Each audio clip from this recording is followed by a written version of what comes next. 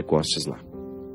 A gente estava falando que o sofrimento, ele é produzido na nossa mente, né? Tudo aquilo que você sofre porque passa pelo seu pensamento. Eu sei que no dia a dia a gente costuma referir-se ao coração como a sede dos sofrimentos. Mas não, isso é apenas uma maneira, uma metáfora. O coração como lugar do amor, do sentimento, por causa de ser ele o centro da vida, né? É o coração que joga o sangue, que distribui o sangue para o corpo. Então há todo um significado. Mas é na mente que as coisas acontecem. É interessante porque às vezes o nosso sofrimento, ele é fruto justamente do nosso pensamento. Muitas vezes, não sempre, né? Você corrige o pensamento, você naturalmente corrige o sofrimento. Eu posso muitas vezes estar sofrendo porque eu estou interpretando uma realidade de maneira equivocada. Isso é uma maneira elegante de chamar o outro de burro, né? Compreender de maneira equivocada é a gente ser burro. É a gente deixar de lado a inteligência e ser movido por uma bobagem, muitas vezes por um sentimento mesquinho, bobo. É igual quando você tem um ciúme infundado. O ciúme faz sofrer, provoca sofrimento na vida da pessoa. Sofrimento é fruto de insegurança. O ciúme, ele nasce da insegurança que a pessoa tem. E às vezes a pessoa perde noites de sono porque está sofrendo enciumada. Aqui, ó, é aqui que a gente corrige, né? É na cabeça. É quando você começa a olhar para o outro de um jeito diferente e você corrige dentro de você. E vai fazendo esse movimento bonito. Corrijo dentro de mim, naturalmente corrijo a maneira como lido com o outro. É tão interessante, minha gente, quando você pega a palavra de Paulo e ele fala que é na transformação das nossas mentes, é a partir da transformação da mente que nós podemos ser de fato cristãos. É a mentalidade que me move. Nós estamos vendo o nosso país passando por momentos tão difíceis, tanta corrupção vindo à tona, pessoas que a gente acreditava, né? De repente você sendo surpreendido pelas informações, as desonestidades sendo vindo todas a público, aquilo que antes eram nos submundos da política, de repente tudo às claras. Pessoas aparentemente cristãs, ou que se dizem cristãs, sendo parceiras da desonestidade, da corrupção. É porque a conversão ainda não aconteceu na mente. Porque quando eu vivo a dinâmica da conversão, eu naturalmente vou respeitar o Lucas. Eu naturalmente vou fazer de tudo para nunca ser desonesto com ele. Eu não vou roubar daquele que está do meu lado. É a minha consciência que me ilumina, é a mente, é aqui. É a maneira como eu penso, meu irmão. Se de repente eu sou prefeito de uma cidade, se eu sou governador, se eu sou o presidente da república, eu tenho que olhar para o bem público como uma oportunidade que eu tenho de administrar este bem público para que todos possam usufruir, e não para o meu benefício próprio. Quando a gente fala, aquele político é cristão, tá bom. Isso não quer dizer nada. Eu quero ver a atitude, é cristã. O passado, a idoneidade, o que escolhe viver dentro da política, o bonifica como um cristão de verdade, o expõe como verdadeiro cristão. Então é aqui. Então é na nossa mente, é na nossa cabeça que todas as transformações podem acontecer. E é preciso estar muito atento para que essa mentalidade também passe pelo crivo do sofrimento. A gente começou falando, né, do Getsemane, esse momento da purificação de Jesus. A gente dizia que o Getsemane é aquela pedra que vai esmagar a oliva para que ela libere o azeite. É isso mesmo. A minha mente precisa passar pelo processo da purificação. E a gente não cresce, a gente não fica mais justo na alegria, a gente fica mais justo no sofrimento, quando você precisa encarar as suas desonestidades pessoais. Porque todos nós somos vítimas de nós mesmos. Todos nós carregamos este peso de nem sempre fazer o bem que a gente sabe que deve fazer. Então eu vou vivendo essa purificação, vou transformando o meu coração, a minha mente, à luz desse evangelho que me é exigente, que me exige mesmo diariamente. Então é interessante quando você olha para o que lhe faz sofrer, você vai identificar um jeito de pensar as coisas. E quando você se dispõe a modificar a maneira como você pensa as coisas, você inicia um sofrimento purificador, que vai lhe arrancando daquele processo opressivo que até então você estava. Dei o exemplo do ciúme e volto a ele. Uma pessoa que é movida pelo ciúme, ela não tem paz. Ela vive para observar o que o outro está fazendo, quem estava com ele, quem foi com ele, quem deixou de ir, com quem que ele falou, com quem ele deixou de falar. E a pessoa vai se sentir sendo preterida, né? Ela vai se imaginando assim. A partir do momento que ela pensa, não faz sentido eu pensar assim. O outro tem o direito de ter a vida dele e eu estarei ali, eu participarei de acordo com a minha possibilidade e com a abertura que eu posso alcançar. Aí, naturalmente, você começa a pensar diferente o outro e você. Agora, quando eu percebo que o meu pensamento é capaz de me libertar das minhas angústias, você ganha um grande aliado, que é a reflexão. A reflexão é o melhor remédio para curar as nossas angústias, os nossos sofrimentos, porque quando refletimos com sabedoria, com equilíbrio, a gente tem uma possibilidade de expulsar de nós os sentimentos opressivos. Dá certo, viu? Eu sei que pensar ultimamente tem sido difícil, porque a gente chega tão cansado em casa, a gente vive com tanta correria, que nem sempre nos é possível parar, fazer uma reflexão da vida, ou fazer uma oração que lhe faça refletir a vida. Porque às vezes a gente vai para a oração, mas a gente vai com tanta coisa para pedir, que não sobra tempo para refletir. Volto a dizer, o contexto dos acontecimentos precisa nos ajudar a pensar a vida. Então você olhar as realidades com mais parcimônia, com mais paciência, com mais calma.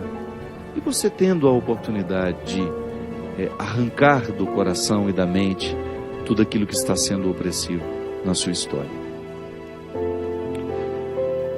Eu particularmente penso que quanto mais a gente traz a reflexão para a nossa vida, mais a gente vai ficando libertado. Jesus dizia isso, né? Conheceis a verdade e a verdade vos libertará. Qual é essa verdade? Como é que nós chegamos ao conhecimento da verdade? Mergulhando em nós mesmos. Se você quiser conhecer a verdade, você tem que mergulhar em si mesmo. É aqui dentro que tudo está revelado. Quando eu começo a ter o conhecimento do meu funcionamento, eu deixo de ser alheio a mim mesmo. Aí eu começo a lidar melhor comigo. É interessante, minha gente. Também muitos dos nossos sofrimentos nascem e são mantidos porque a gente não sabe lidar muito bem com a gente. Passamos às vezes uma vida inteira, né? Sem se aventurar. A gente passa a vida sem se aventurar na experiência do autoconhecimento. A gente vive para fora demais. A gente vive o tempo todo, para fora, para fora, para fora, isso vai nos tornando pessoas fúteis, sem consistência. E é tão triste isso, quando você percebe que está lhe faltando consistência. Que quando nos falta consistência, a gente não para em pé. Do ponto de vista humano. Jesus deu conta de viver o Getsêmani dele, apesar do sofrimento, apesar de ter achado difícil, a Sagrada Escritura nos diz isso, ele deu conta por causa da consistência humana que ele alcançou ao longo da vida. Jesus não brincou de ser gente. Ele levou a sério a possibilidade de ser o filho de Maria, de ser o filho de José.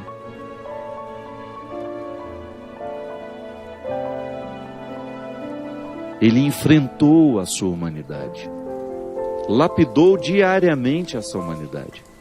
Ou você acha que ele não teve as mesmas dificuldades que nós? Claro que teve.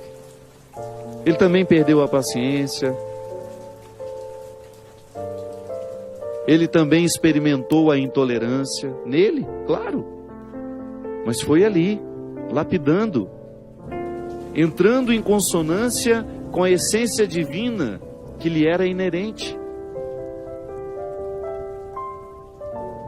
Ele precisava administrar nele todas as suas possibilidades humanas para ele levar até o fim essa missão. E para ser capaz de convencer os que estavam ao redor. Porque isso é tão interessante a gente pensar também, né? Que essa coerência pessoal de Jesus é que deu a ele os seguidores que ele teve. Foi prestando atenção nessa humanidade tão atraente que as pessoas começaram a seguir Jesus. Eu sempre gosto de diferenciar isso. Antes de fazer uma experiência de Jesus, Filho de Deus, as pessoas faziam uma experiência de Jesus, Filho de Maria e José. Um ser humano inesquecível. Um ser humano admirável.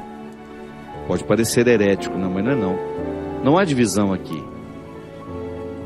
Eu estou querendo apenas, pedagogicamente, lhe chamar a atenção para a dimensão humana que Jesus cuidou diariamente em si mesmo. Mesmo porque o Cristo glorificado somente depois da ressurreição. Até então, era a experiência de um Jesus humano, de um homem que era capaz de amar os miseráveis, de um homem que tinha o tempo todo um coração solidário a entregar aos pobres, de um homem que era capaz de se aproximar dos leprosos, das prostitutas, dos ladrões, que tinha palavras bonitas, transformadoras, que tinha um discurso atraente, porque apresentava uma nova maneira de ver o ser humano e Deus, e tinha uma maneira diferente de interpretar o ser humano na relação com esse Deus. Ah, isso aí, tudo inspirado pelo Espírito, claro, mas humanamente, verdadeiramente encarnado. Um ser humano inesquecível. Um ser humano formidável, poderíamos dizer. Um ser humano com coragem, um ser humano com determinação, que fez da sua oportunidade humana uma experiência divina. Porque eu vivo aqui o mesmo desafio. Eu também tenho a filiação divina. Claro, diferente de Jesus, mas eu estou mergulhado pelo meu batismo nele, você também está.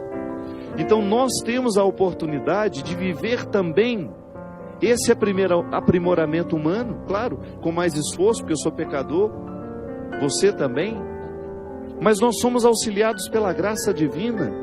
O Cristo glorioso está manifestado em mim, concedendo-me diariamente coragem e força, graças, para que eu tenha condições de vencer o pecado que me habita, que me puxa, que me arrasta. E aí, o sofrimento se torna para mim uma oportunidade de aprender essa força, essa dinâmica que fez Jesus ser tão atraente no seu tempo. Sim, porque nós precisamos ser cristamente atraente aos que nos observam. A vida cristã que nós praticamos precisa ser atraente aos outros. E será atraente à medida em que ela for consistente, quando ela não for da boca para fora, quando ela for um valor internalizado em nós. Quando ela for de fato uma maneira de pensar, um jeito de ser, que nos leva adiante, que nos faz estar no mundo e para o mundo com a mesma missão que Jesus esteve. Claro, nós somos muito limitados, mas foi Ele mesmo que nos disse que nós podemos fazer as mesmas coisas que Ele fez. Nós também podemos expulsar o demônio do mundo, nós também podemos expulsar a injustiça do mundo, nós também podemos proclamar a verdade e estabelecê-la como uma regra de vida. Basta a gente ter disposição de sofrer toda vez que for difícil ser assim. Não ter medo do sofrimento que nascerá desta opção cristã. Sim, para eu ser cristão, eu preciso sofrer diariamente os desafios da vida cristã. Ah, mas o fruto é muito bom, porque a gente se torna uma pessoa muito melhor a partir dessa luta. Derrame sobre nós, sobre os nossos corações, sobre as nossas vidas, a bênção e a proteção do céu, do Deus Todo-Poderoso, Pai, Filho e Espírito Santo. Amém. Até a semana que vem, se Deus quiser.